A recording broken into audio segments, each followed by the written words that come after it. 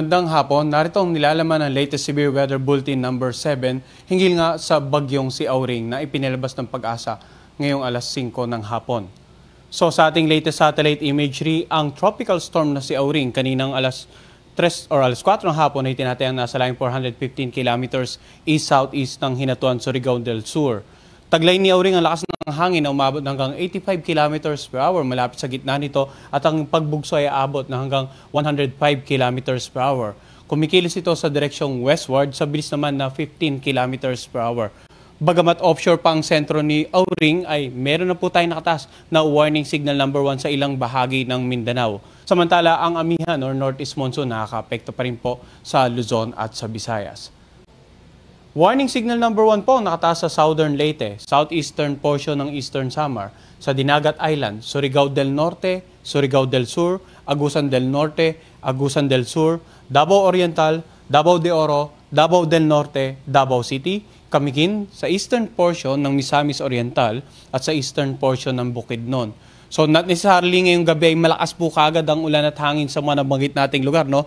Sa ngayon po, inaasahan natin magiging maulap, kalat-kalat ang mga pag-ulan at pagkidlat at pagkulog dito sa nabanggit nating mga areas na may warning signal number 1. However, within 12 to 24 hours, posibleng makaranas na ng paminsan-minsang pagbugso ng hangin habang lalong lumalapit sa kalupaan ng ating bansa itong tropical storm na si Auring.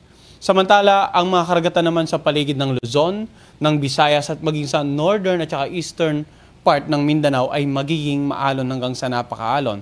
So, may nakataas po tayong gale warning dito sa mga nabanggit nating seaboard, habang dito naman sa eastern part ng Mindanao, ito nga yung areas na may warning signal number 1. Generally, magiging maalon hanggang sa napakaalon hanggat maaari muna pumalaot dito yung mga kababayan nating mga isda at yung mga may maliit na sakyang pandagat. Lalong-lalo na po dito sa eastern seaboard ng Visayas at ng Mindanao dahil nga ina-anticipate natin yung patuloy na paglapit ng bagyong si Auring over these areas. Samantala, location as of 2 o'clock ng sentro ng bagyong si Auring, inaasahan naman na bukas nga ay offshore pa rin yung sentro nito, 290 kilometers ang layo, silangan, timog silangan ng Hinatuan, Surigao del Sur. At posible na linggo ng umaga ay maglandfall ito dito sa northeastern part ng Mindanao. Then, Sunday afternoon ay nandito na siya sa may bandang Leyte area. Sa pagitan naman ng linggo ng hapon hanggang Lunes ng hapon ay tatawrin nito ang Visayas at ilang bahagi ng Southern Luzon. Habang sa darating naman na Tuesday afternoon, ay posibleng malayo na ito sa kalupaan ng ating bansa. Posibleng wala na rin po tayong warning signal at tuluyan ngang kumikilos ito patungo dito sa northwestern boundary ng ating air responsibility hanggang sa darating na Miyerkules ng hapon.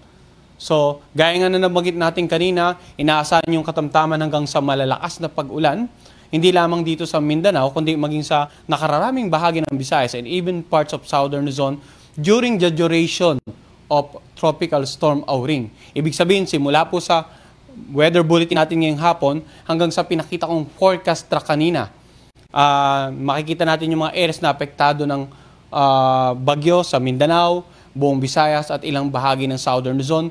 Posible pong makaranas ng mga pag-ulan na posible ring magdulot ng mga pagbaha at pagguho ng lupa. Ilan lamang po yan sa mga bagay na dapat maging alerto yung mga kababayan natin habang tumatawid itong bagyong si Auring within the next 2 to 3 days.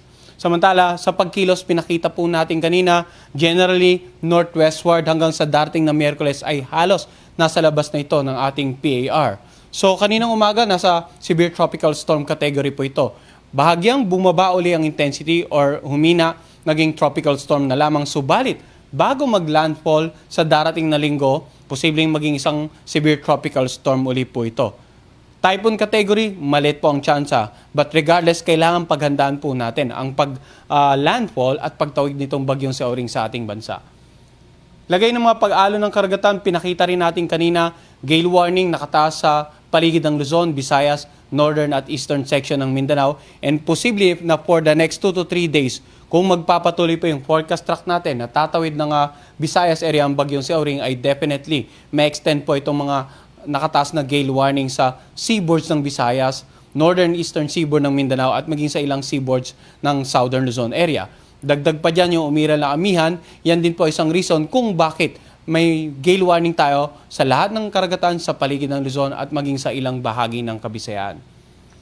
In terms of intensity, nabanggit rin natin kanina, posibleng maging severe tropical storm po ito bago maglandfall ng northeastern part ng Mindanao sa darating na linggo.